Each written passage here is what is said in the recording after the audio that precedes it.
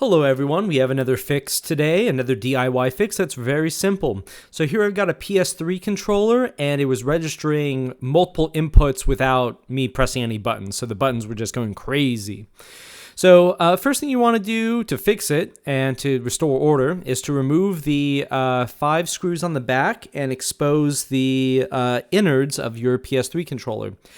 One big tip I'm going to give you is when you remove the back, you're going to want to be careful with these triggers. They're very easy to pop off, as you can see here. Thankfully, they're also very easy to put back in, and you can see that kind of wire spring. You're going to want to make sure that when you put them back, if they do fall off, that it's in a position where there's tension applied against the plastic.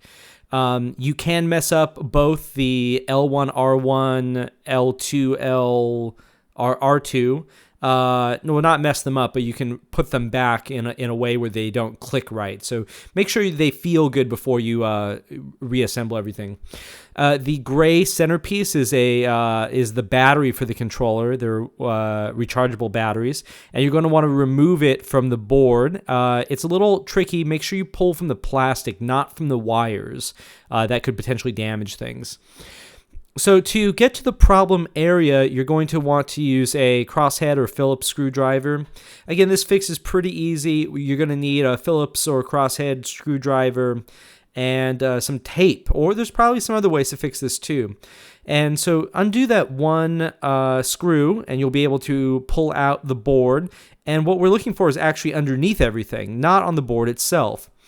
As you can see, you have the board here, but the connection that we're looking at is on the controller right here. There is a kind of a spongy piece of black foam that over time loses its shape, and what that does is it presses up, or it provides like a cushion for the controller inputs to communicate with the board. And so as it loses its shape, you might want to add a millimeter or two to help it be an original size to maintain the kind of force or cushion that it's providing there.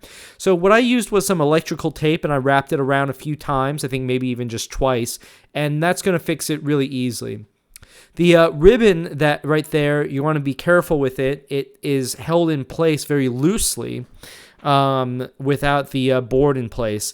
There on either side, there's 2 little pinholes that you run a plastic that you stick on a plastic pin on either side, to the left and the right there. Once the board is in place, as we put it back, it will kind of have more force applied to it to keep it in place. So as you can see here, I just used some electric tape. Very simple, very easy and quick fix. Reassemble the controller, replace the board, replace the battery, replace the back cover. Watch out for those triggers, and this should get you back on track with your controller. And until next time.